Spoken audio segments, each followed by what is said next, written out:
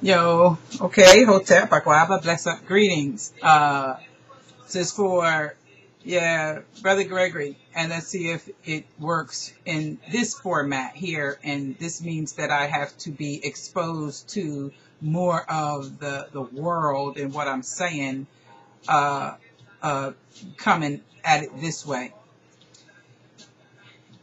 And my spirit just kind of went and moved with it to do it. And now I'm sort of stopping and thinking. I've made 2 videos for you already. The energy was there. It was flowing. It was moving. And then, there's this energy's like, now there's like uncertainty a little and questioning, do I want to make this and put it up to YouTube, to the whole World Wide Web? I want to talk to you all and make the video right from the room, yet it would not allow it for it.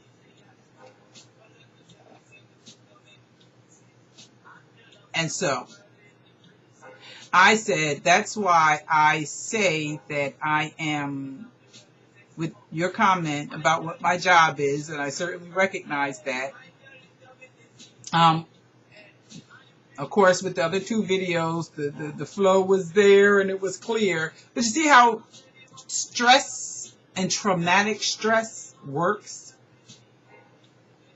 I'm feeling some stress, and it's more intense stress because I did it twice and all, So it's like, stress, simply put, is any external pressure placed on internal drives and desires.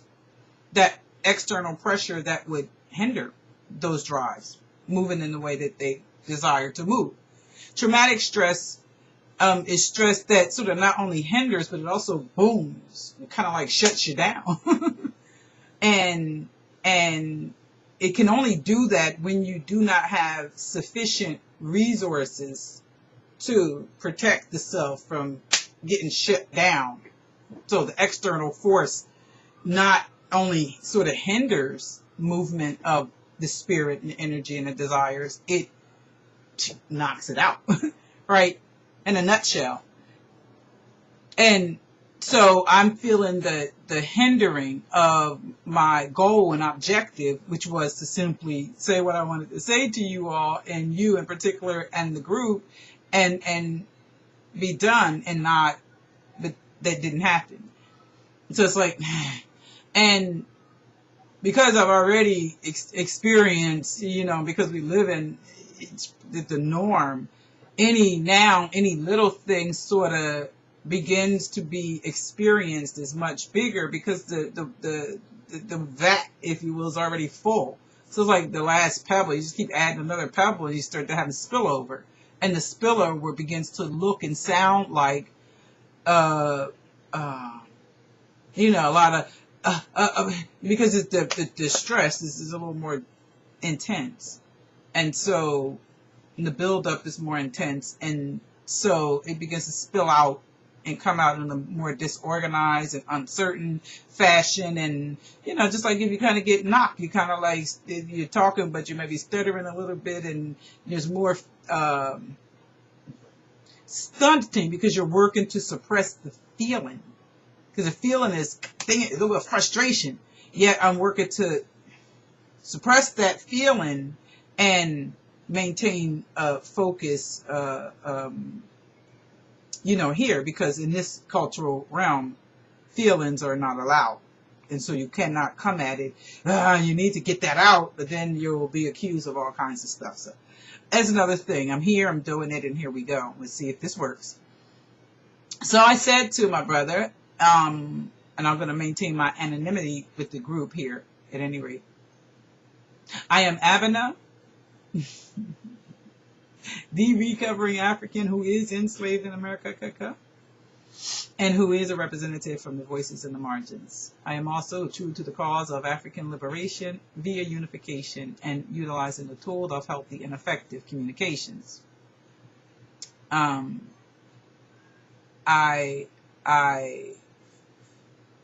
Because that is my job,